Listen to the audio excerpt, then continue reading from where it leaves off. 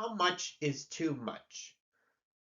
This question has plagued adaptations from the start. Doesn't matter if it's a TV show, video game, movie, book, or even toy.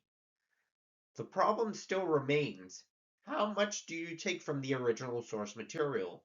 I say you need to have the right amount to not feel too alien from the source material, but also give it a reason to exist in the first place.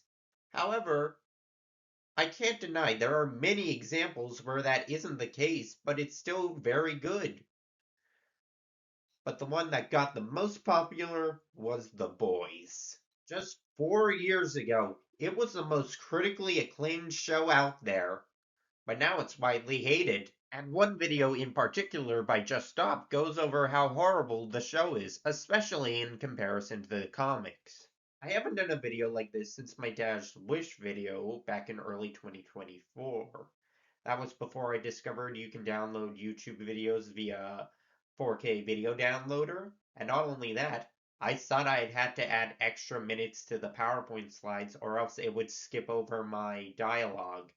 But as it turns out, the dialogue already doubles the slides in case you haven't known that before. But it's the final season, I just got 1000K, so let's go over why I think this video is bad. The video isn't entirely horrible, it has some good points in there, mainly about the comics, so I won't be doing an overall critique of everything in there, just the points that really get under my skin. Let's do this! Like, sure, The Boys isn't always the best, and sometimes it can have a badly done scene. Ooh boy, we're already starting off with the most controversial part of the show. The creator, Eric Kripke, said Hughie's sexual assault scene is funny. And I understand what he's saying. Let me explain. It's a comic tactic in storytelling to contrast a funny scene with a tear-jerking moment. And I can see that he wanted to do that, but for disturbing things. In the interview with Variety, he mainly brings up the comedic elements, like the Batcave being a sex phallus and the safe word being Zendaya. Huey's into what is them, a comedy movie, but to him it's the most horrific thing ever and he's fighting to stay alive.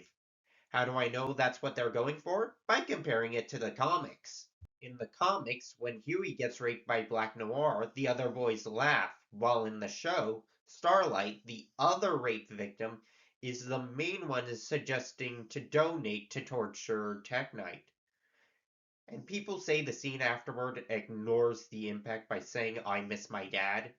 He's saying it because for many years, his dad was the one he went to for comfort, but now he's gone, and Huey doesn't know how to handle the trauma. Why does Hughie regress so much in Season 2? Why does he go back to being this incapable nerd that nobody trusts, who's basically there to be moral support or even an obstacle? And from what I can tell, the answer is because the writers saw he was becoming an almost new character and decided to backtrack out of fear. You know, the thing about changing him up is that it would have worked fine if they just stayed the course with this new direction, but I guess they remembered what his role in the group's meant to be and didn't want to lose that? So they tried to bring him back to the way he was before, only to realize they'd already taken him way beyond where he was ever supposed to go. I mean, in terms of his arc in the comic, Season 1 is like if Luffy found the One Piece before he even entered the Grand Line, and he sacrificed his crew to do it. They didn't just kill the heart of the series it's supposed to be centered around, they also destroyed any way to move forward based on the original plan. And again, that would have been fine if they had their own plan in mind to avoid the comparison, but it seems they apparently didn't, so what's left for them to do? They go back. So in Season 2, Huey's not a capable, accepted member of the team anymore. He's, well, a weaselly little outsider, a kid. That moment when the boys thanked him for risking his life on his own to save them after Butcher abandoned them didn't happen. Mandela effect. Team Butcher for life, guys. Oh mon dieu, désolé petit Huey, it's just you finished your arc too fast in the wrong way, so we must return to le status quo. Except it was only in Season 1. In Season 2, it was because he made them the most wanted by the government. In Season 3, it was because he was working with Soldier Boy. And in Season 4, it was because he recently lost his dad. These are different arguments with different circumstances behind them. that paint a different picture. But the show doesn't really get this at all, and honestly, I don't think it ever did if their first interaction is anything to go by. Cause that's supposed to be this really important moment. You know, it happens in issue 5, we've gotten to see how Hughie's sort of been forced to join the boys, while Annie's been forced to do things to stay in the 7. Both are at their lowest, about to reach their breaking point, and then them finding each other saves them from giving into the darkness. But the show doesn't have that build up at all, and I'm pretty sure that's because they didn't even notice their stories are supposed to be parallel, since it happens in episode 1, first of all, way before the setup is finished, and secondly, Hughie isn't even close to his lowest here. He's not contemplating the job now that he's been manhandled into being a part of it. He hasn't even joined the boys yet officially. Annie's had her experience, but he's still got some horrors to go through for this scene to have real meaning. So the interaction isn't really about them lifting each other up out of despair, it's just Hughie giving her a pep talk that unintentionally convinces him to join the boys. It completely misses the goal of the scene, and it gets even more ruined by episode 3 when Hughie finds out that Annie's a soup, since the whole idea is supposed to be that their relationship escapes the bounds of the horrible worlds they both live in, and the moment it catches up to them, it almost breaks them apart. I mean, I've heard some people say the comic takes too long before Annie and Hughie figure out who they are given their positions, but that's literally the point. That they're so caught up in the love they feel for each other, they don't even notice something that should be obvious. Again though, the show doesn't get that, so by the end of season 1, their romance just sorta exists in the shitty world they both inhabit, and as a result, it feels just as shitty. There's nothing wholesome about their relationship or what it provides for them now, it's just slightly better than what they have with everyone else. Yes, it does make for a lovely contrast that they need in their lives. But having them know each other's secret earlier does make it feel more organic and realistic. Not that having any of those things is a bad thing, but for a gritty and realistic take on the superhero genre, yeah, you kind of need to be more realistic with stuff. And helping them find each other's work more bearable through their help, and despite their arguments, they still love each other. That's what makes a good relationship. Him getting assaulted like he was cheating on her. You see why this doesn't work when you Yes, what happened to Hughie during that episode was bad. But let's not forget, she was tied up and tortured while the shapeshifter was constantly mocking her for 10 days straight, and even proposed to the one who was there for her during her darkest hours. Honestly, I'd be pretty pissed at my partner for not recognizing it sooner. But I forgive them quickly afterwards. And guess what Annie does?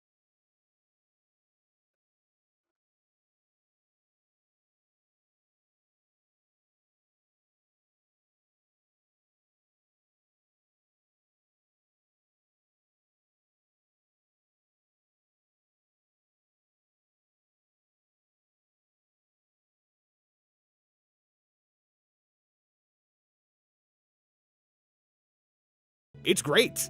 But it's also not in the show, since they completely changed the assault to mean something else. Like, it's one of the first things they changed to be more modern about in the wake of Me Too, and on its own that's fine, but the problem comes with how they frame it, since in the comic it's clearly a sad reality of the industry that everyone knows but doesn't care about, and there's clearly gonna be no repercussions for it. Whereas in the show, it's just one guy, the Deep, being an asshole. And he doesn't just give her the option of doing it or going back home, he also tells her if she doesn't do it, he'll get her fired and say she attacked him, so there's not that same intentional ambiguity to make her feel like maybe she chose it. It's clear now that from every angle she's being forced, and that's how she feels about it from the moment she does it to the moment she tells people. There's not that same arc of being forced to question herself, it's just a very cut and dry scenario, which doesn't work in the long run for Annie's story since her struggles are supposed to be themed after the industry forcing her to change the same way it forced her to do what they asked until she finds the strength to finally say no. It's supposed to be a gradual transformation, but through them never making her doubt herself and letting her overcome the main symbol of what's keeping her down by episode 5, at least emotionally, they're just pulling another Hughie and giving her a series worth of developments before the season's even out. While I do agree that her storyline in the comics is very tragic and masterfully written, we already have that in the comics, and the series is over, so they're not going to change it for show synergy. That's why I think them having her come out and speak out about her experience only for the same enablers of said behavior who let him return after zero punishment or effort to improve to start using it as a marketing push, is amazing commentary and a very unique storyline we haven't seen elsewhere. Drama. Now she's got a controlling show mom cliche who's so transparent about it she basically says, Annie, don't you get it? I've been living through you your entire life. Now you get out there and do as I say. And don't you even think about triumphantly standing up to my authority in front of a crowd. Yeah, because that doesn't happen in real life. She doesn't use it as an excuse, but a way to grow as a better person. Even if they make him less intimidating and smart, the more he just becomes Trump as the commentary gets lazier. He's not just super Trump. If you watch the earlier episodes, you'll notice that he doesn't really have a problem with minorities. It's only when he loses the Nazi Stormfront that he starts feeling towards minorities that way. As from his perspective, they took away the one he loved. That's character development without saying anything at all. Show don't tell. Just like with Annie and Tech Knight. Like, whoa, are they gonna do the talk down scene in season 5? Except it already happened. Twice. A third time in season 5. What better way to prove as much than have a supervillain monologue in the mirror like he's talking to an evil alter ego in his head? And they adapt this pretty faithfully in the show, except for, the part where he admits he's forcing it and says, and I quote, "This is stupid, I'm not mad. What am I gonna do next? Invent a special evil voice for the parts I don't like hearing?" Hey, run me back the scene in the show real quick. For God's sakes, look at you. You still need love. You still crave it. That's not true. Oh, okay, so they took the scene that was explicitly about making fun of the trope to show Homelander isn't crazy, and then they just played it straight. Great, fantastic. Excuse me for a moment. Except Homelander does snap in the comics. Butcher even says he was tricked into becoming a psycho. It just happened way later than the mirror scene, which if it happened earlier, then the mirror scene would be the same. As a lot of people, myself included, who been under a lot of pressure, would talk to inanimate objects. And those were dark days. Since there was only ever one girl for him, Becky. It wasn't just a matter of finding someone, she was his entire world. I actually find it kind of hard to sum up their relationship in a couple words since there's so much detail put into proving just how meant for each other they were, but the best way to put it is that Becky was the type of girl who made you want to change just to see her happy. Since on one hand she was bright and bubbly and always saw the best in Butcher even at his lowest, but on the other she was extremely blunt about what she thought and knew how to give him pause just with the sincerity of her words. Before her, Billy was just a drunken vet from a broken home who seemed to rile himself up intentionally so he could get into fights he knew he'd lose. But with Becky there to point out his patterns, he learned to improve from them and finally live his best life for the sake of her. But she wasn't some kind of manic pixie dream girl archetype either. She was a very real person who had a hard time with Butcher's idolization of her since she always felt like the ability to change was inside him from the start. All she ever did was help him realize he was capable, which sort of speaks to the best thing about Becky. She never saw Butcher as a monster that needed to be fixed. There wasn't any pity involved or condescension. To her, she was just helping him bring out the person he always was under all the pain. And that says pretty much all you'd ever need to know about him without saying anything. It's why he's the one who coins the phrase that people find each other. So it shouldn't come as a surprise that when she was taken, killed by a soup's assault pregnancy lasering out of her after she spent months hiding it from him, that became Butcher's world. It was like all that anger he'd thrown away for her came back worse than it ever had before, but since he'd held on to some of her words in the worst way possible, he was different. Less impulsive, more calculated, willing to wait as long as he needs to get the best shot at them possible. And he knows he's spitting on her memory and doing it since he knows she'd never want him to be that way. In fact, after her death, he finds out a part of why she hid what happened was because she knew he'd devote his entire life to getting revenge and never be satisfied until it killed him. And Butcher knows it too.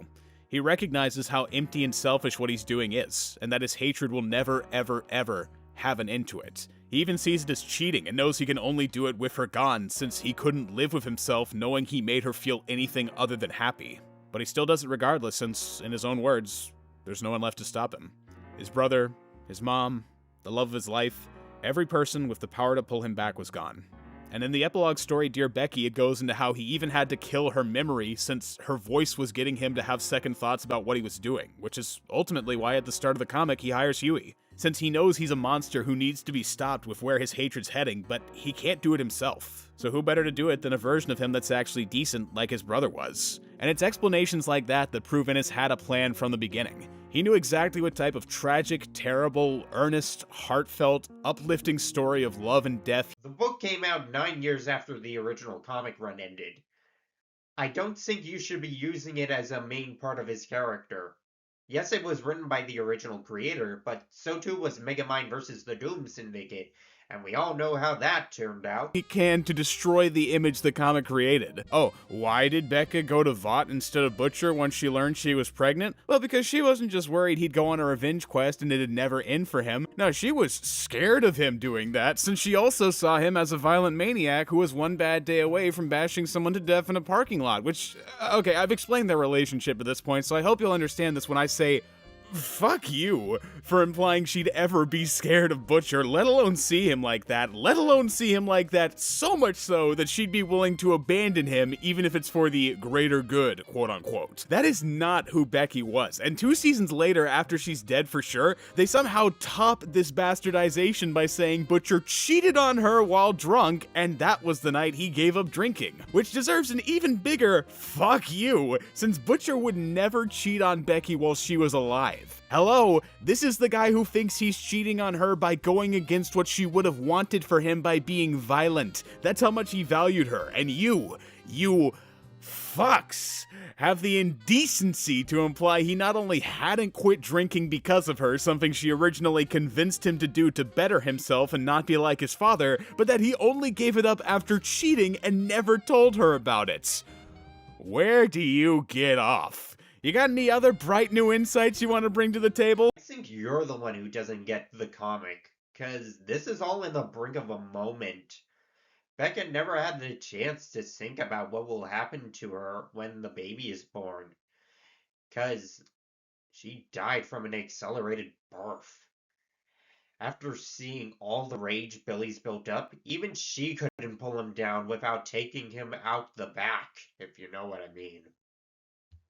And it's not sex. Likewise, it was also that moment that Butcher realized Becca would hate him.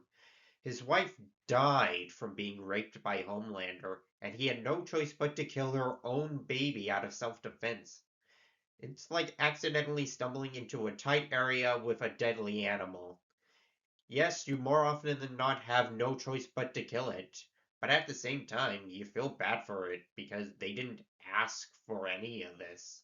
You know what I'm saying? Because from that shit onward, they just clearly aren't sure where they want to take him, which is really funny to watch considering they're the ones who put themselves in this situation. See, they've already kind of destroyed the comic's narrative by making Hughie unimportant, his relationship with Annie a subplot at best, the parallels between him and Butcher weak, and Butcher's own motivation nigh unrecognizable, meaning he's pretty thoroughly been displaced from his role to the point it's hard to tell where he even fits in anymore, so the show just decides his new goals are 1, kill Homelander however he can, and 2, look after Ryan, which obviously leads to a conflict of interest since for goal number 1, he needs to act like comic Butcher, while for goal number 2, they just blatantly try to make Butcher something he's not, an anti-hero. Since let's get something dead fucking straight here, Butcher is a villain. He's a sympathetic villain, but that's the extent of it. So going for this whole kid representing what's left of his wife changes his perspective and makes him value different things cliche shouldn't even be a factor. What?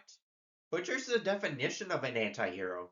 Remember that Steven Universe video where you said killing the diamonds was the only option because they were the oppressive system that have committed unspeakable atrocities? It's the exact same here. They are the driving force of the company, so they can commit horrible things while Vought covers up for them. Yet despite facing people far worse than him, and giving them what they deserve, Butcher kills them less like a hero vanquishing a villain, and more like a slasher movie kill, on top of blackmailing them to keep them in line. He's pretty much the Red Hood of the boys' universe. Even when he goes off the rails and starts killing every soup and even his teammates, he still knows he's in the wrong and wants Hughie to kill him before he hurts others. You don't see Magneto or Mr. Freeze or any other sympathetic villain planning to stop themselves on purpose. Ryan, he wouldn't try to raise him or keep him safe, he'd kill him, since he'd know it would just keep him from his goal. And what do you know, after he's introduced, Ryan's almost exclusively used in the show to keep him from killing Homelander. Butcher takes Temp V to get superpowers and finds someone who can one-shot Homelander? Ooh, but he hit Ryan and might get him in the blast. Better team up with Homelander to beat this guy instead. Butcher finds a drug that'll kill Homelander and every other soup in the process? Ooh, but Ryan's a soup, and he can't kill him. Like he's nothing but a constant reminder for why Butcher purged any remnant of Becky from his soul. It just extends the conflict on in this endless loop. And look, maybe it could work, maybe, if Ryan were just that good a character, but he's the embodiment of a fuck you plot device. One episode, he's moral and acts like a normal kid, the next he's fine watching a guy get his head exploded. It's no wonder Butcher can't pick a side, he's tethered to a plotline with no fucking consistency.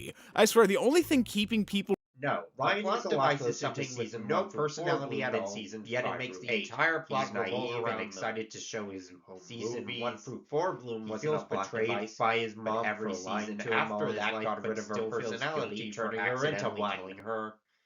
And he went along with his dad as he felt he didn't belong with Butcher and Grace before standing up for what's right in the end, because that's what Mom, Grace, and even Butcher would want. Shit, now that I bring it up, he is kind of reminiscent of season 1 through 4 Bloom. But after that, they ruin it by either going full comedy routine where the character never changes like with Deep, or they genuinely try to make you care for them like with A-Train. And neither of these work since one feels like a waste of time and the other feels like it forgot who these characters were. Why the fuck should I care about A-Train trying to connect with his community and growing apart from his brother? The opening minutes of the show are him running through Hughie's girlfriend and turning her into paste, which he then spends the next 2 seasons acting like he's not even wrong for. I don't care if he somehow learned empathy after his brother got paralyzed. I don't want to follow him. I wasn't on board with A-Train's redemption arc either at first. But after rewatching it again, yeah, more often than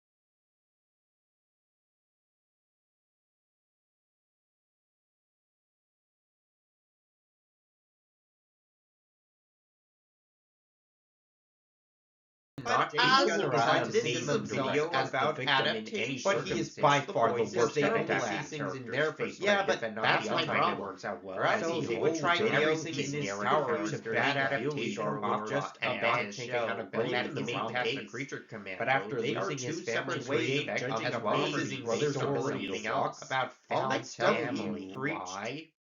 But you already did that in an earlier video. But other times he'll just slap right and make it better. Call it an adaptation 5, which I'm not Judo Master Conqueror or Engineer.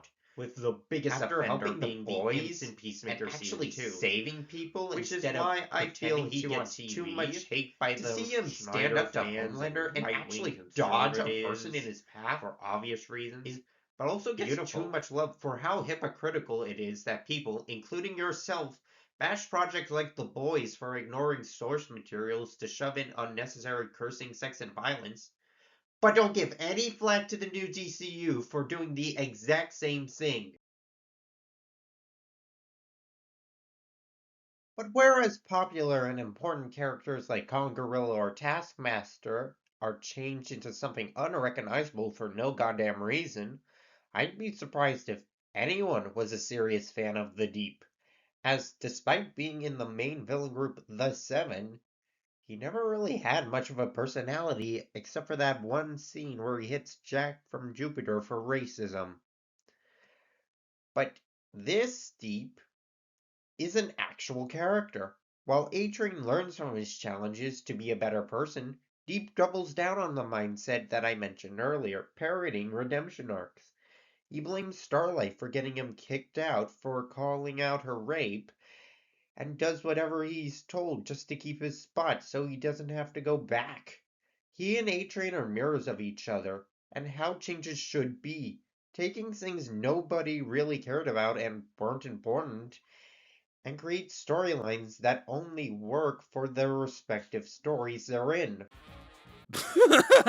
And 3, the show just has a way more black and white mentality on what they're doing, since it seems to view the boys less like a collection of broken people being destructive and more like a group of outcast vigilantes standing up to the big bad corporation. You know, it's going for a Guardians of the Galaxy type of vibe, where they've all got their own quirks and issues that tend to affect them, and they aren't quite professional when getting the job done, but most of the time, unless Butcher's involved, they're morally in the right, so why even think about the mental toll? What mental toll? There's nothing concerning about female casually ripping a dude's arms off or impaling them on a dildo. We know she's morally in the right, so it's all good. It's not like just the act of repeated mutilating and killing itself can be bad for you or something. The show doesn't portray it as morally correct, it just does it in a different way. With the exception of Kamiko, the comic shows the mental toll. But in the show, it shows the personal toll, as every one of their family members leaves because their new job is so toxic. And one of the first things Stan Edgar does is put a literal fucking Nazi on his #1 team. What? Okay, so the explanation he gives near the end of the season is that Stormfront makes people angry and scared, so they'll want to buy V, but Stanny boy, that doesn't account for the fact you put a literal Nazi on your #1 very public superhero team and let her go off on rants about immigration with the Vought logo right in the background. Stormfront isn't saying all immigrants are terrorists. She's highlighting the terrorists as the invading forces after one allegedly killed a house full of people and injured dozens more. She's being vague enough to not get called out for racism, but still, well, just enough to imply it. That's how they get away with it, by picking targets that people hate. Nobody complained about these videos because they were focusing on targets that were widely hated, so they blended in with the normal hate. It's only when something or someone is popular that people start noticing the undertones. Your friend Cartoonchi even brought it up. There's a lot of really bad videos about shows or movies that are universally despised, such as Velma, but they're able to get away with it being poorly argued because Velma is in fact a bad show with a poor reputation. You can't do the same thing for A New Wish because there's no negativity bias in play. People will see through the bullshit. The Vought equivalent to Fox News to talk with Vought Tucker Carlson and spread propaganda about super terrorists. Like, there's a reason that in real life, Disney intentionally didn't take the news arm when they bought 20th Century Fox. It clashed with their brand. Except Fox had a lot of things that already clashed with that image. Do you really think Fox News matches with Rio or the X-Men movies? That's what this does to Vought. It takes a strong symbol for the horrors of greedy, indifferent capitalism and makes them about as deep as a Captain Planet villain. Captain Planet villains are mostly focused on harming the environment besides the occasional outlier. Did you pick them because they were the best analog, or because people told you that's how they are? They just slowly shift into being the evil Homelander company, serving all his evil schizo Homelander needs. Think I'm exaggerating? By the end of season 4, they are a Christian nationalist, conspiracy theory spreading, totalitarian government psyop who enact martial law to round up every single liberal in America and put them in concentration camps using superheroes. I didn't make that up, that's actually what happens. I wonder who the bad guys are supposed to be. It's all just so painfully simplified to make them this legion of doom the boys can fight against, even though Vought itself was never meant to be the enemy but the ideas they represented. That's why James Stillwell isn't treated like a person by basically anyone. You know, we never learn about his backstory or personal motivations or family members, and that's because ultimately none of it matters. A company doesn't have those things, so why should he? He's unironically very close to Patrick Bateman. There's an idea of James Stillwell, some kind of abstraction, but there's no real real him, only the amalgamation of a company's ruthless professional standards. And the same goes for Vought itself. There's nothing special about it, it's just the natural consequence of a culture where doing the minimum effort gets the most profit. So the boys can try to fight it, and they do, but just like the end of the comic shows, they're never gonna beat it, since Vought isn't a company. It's the concept of exploiting the system, which means the only thing that can stop it is, well, its own inherent flaws. I mean, when you look at the downfall of Vought in the comics, it's not from anything the boys themselves actually do. No, what sinks Vought is their own faulty product, Soups. Because if they weren't a faulty product, Vought wouldn't have felt the need to do a failsafe in the form of Black Noir, a clone of Homelander made with the sole intention of killing him if he ever went off the rails. And if they hadn't made Black Noir, he wouldn't have gotten anxious spending decades next to his sole lifelong target, since he didn't go off the rails until, being desperate, he did a bunch of horrible things on picture posing as Homelander and sent him to the boys, hoping he'd get the chance to finally fulfill his purpose. And if he hadn't made those pictures, Homelander wouldn't have seen them and had his identity crisis over not remembering them, leading to his attempted coup to prove he's a god that ends up killing most of the Soups when it fails. So from start to finish, the only thing that played a part in Vought's downfall was itself. And when you think about it, the only reason they ever fail or the boys ever win is for that exact same reason. Like, if Soups were made with quality in mind, they'd probably never lose to some beat-up assholes in trench coats like the boys, who realistically had nowhere near the same level of resources at their disposal. But since Vought are sloppy and didn't put in the effort just to save a few bucks, the boys have a leg up purely by virtue of actually being trained. And actually, on a broader scale than that, Vought wouldn't even have to deal with the boys if their product was good, since literally every member was only scouted to join after Soups recklessly fucked with their lives. So it's like I said, no one could ever be a bigger obstacle for Vought than the consequences of their own carelessness. So while the boys on their own were never going to topple the concepts Vought represents, they really didn't have to, since inevitably, as long as they make bad product and forget to learn from their mistakes, which to keep their profit margins big they obviously will, they're kinda doomed to topple themselves. It's a self-fulfilling prophecy. Or well, unless they run the whole fucking country, of course, then it gets a bit harder for them to self-implode. What's that? Vought's supposed to show that any company, no matter how big, still has the capacity to fall if they found themselves on faulty principles? But how will people know Homelander's Trump if we don't have him ruling the country? They were like that from the start with the whole Samaritans embrace thing. They were telling pray the gay away shit, to tell their neighbors to change their religion. This is why Annie came out and revealed her rape, as she didn't believe in God no more. And to tell people that premarital sex and the LGBTQ community are what's gonna damn you to hell broke her facade. Which matters especially in the show's case, seeing as they go from a comic analog to a Disney one. The other reason I wanted to talk about this video is because of this line. I know he didn't mean it like this, but it sounds like Disney is the only one who does this kind of shit, when that's really not the case. Going full in on right-wing beliefs? That's Paramount. Shelving training A-Train for a tax write-off? That's Warner Bros.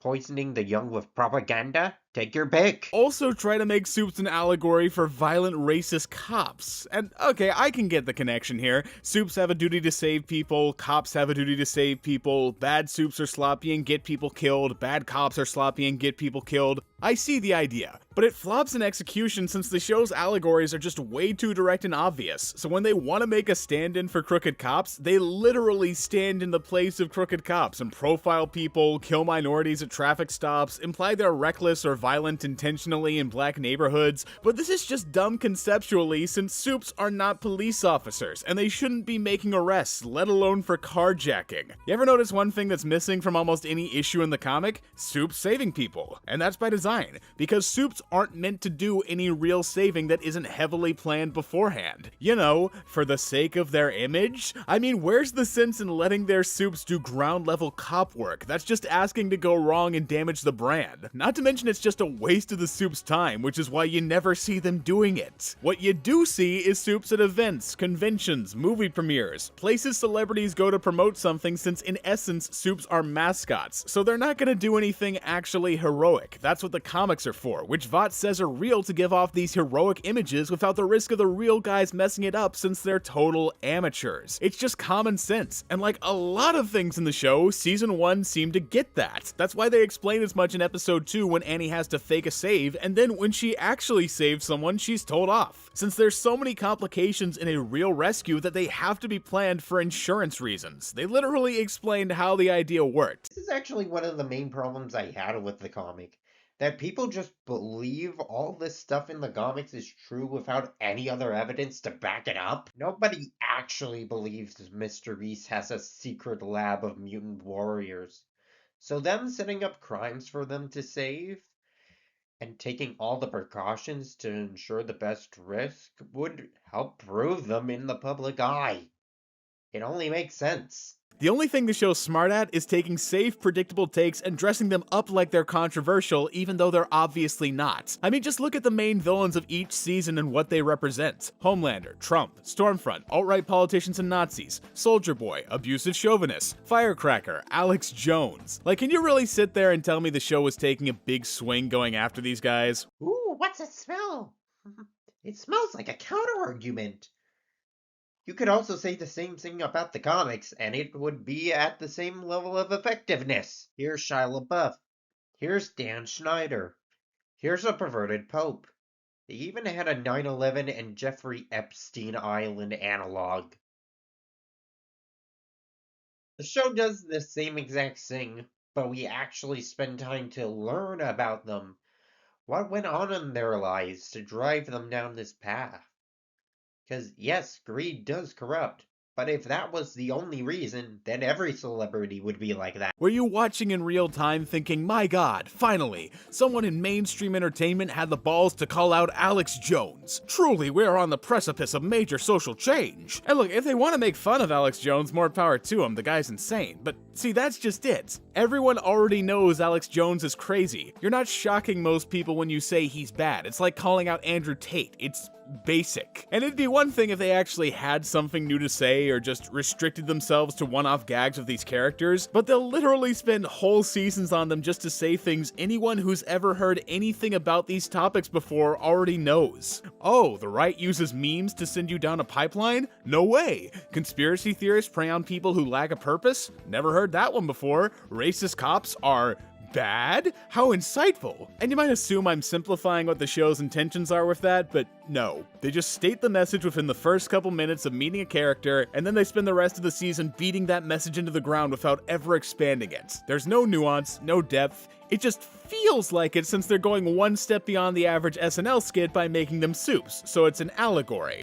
They don't. The part of the For the video Kindle that Jenner I cannot Pepsi ad, they don't make a forgive. parody out of it with Like I jokes said or something. before, They just most people recreate try the to ad picture and insert themselves as a the train. victim in When they any parody the COVID circumstance. Imagine sing-along, they And don't the try to show comment on it, dives they into just the do the different thing but reasons why insert they the end deep, up since that the deep way. is a funny superhero, so that's how you know But it's funny. despite It's writing that doing relies that, on the fact they you never already once know use the it as an commentary and excuse jokes for their around the moment, so actions. that when they do The only their ones version, who you'll are think, in the ah, right they're are the doing ones who go commentary out and of jokes their way about to make this. the But they're world a not. better This isn't place in commentary, spite of it's all the reference bad humor. that it It's was thrown meme at them. reference humor. You Showing only this think it's helps people commentary because they realize the reminded you of the patterns that jokes might everyone lead else them told down about it, this and through some path, weird sort of and not joke the other osmosis got one. you to associate them with the Whether show, it be even though they didn't people tell any who are just jokes. The starting only their difference careers or between even this and disaster adulthood, movie recreating or memes is people the who've choice of been through a memes. lot This and is felt actually like they something earned that the something comics for it. should have done. I was both Disaster of these. movie Don't just get me uses wrong, them it for hasn't been laughs. perfect. The boys but does it if because weren't they for are this show, celebrities. I would have been a much And this worse is what person higher than ups I am think today. people will get into. That goes for the media and celebrity talk in general. They work in Hollywood and advertising.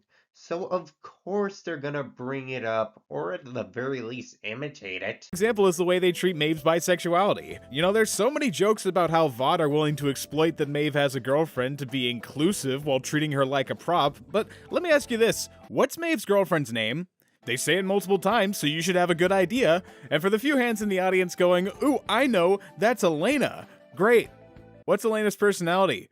What does she contribute to the show other than being Maeve's on-again, off-again girlfriend who doesn't take her shit? Don't you remember all the scenes she had that weren't about Maeve? I hope you do, because I've been searching for them for years. Simple. She's bitter at Maeve for leaving. She wants to get back together, but is horrified at her for leaving the plane.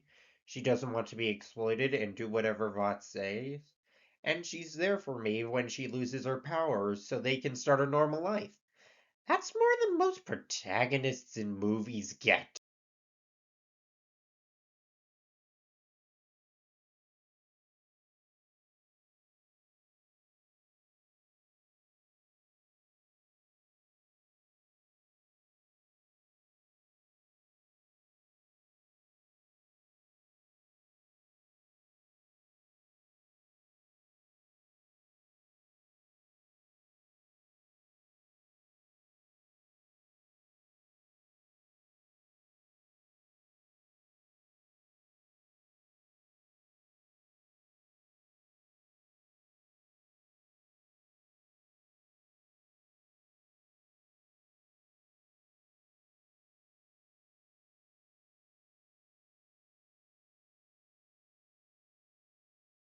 The Boys TV show is not perfect. As well, I don't have a problem with the lack of a main character. I'm the focus writer, as Azura. Thank you we for get 1,000 enough time subs. diving into And I'm and running off fleshing to out new each adventures. character. I can understand if that's a problem for someone.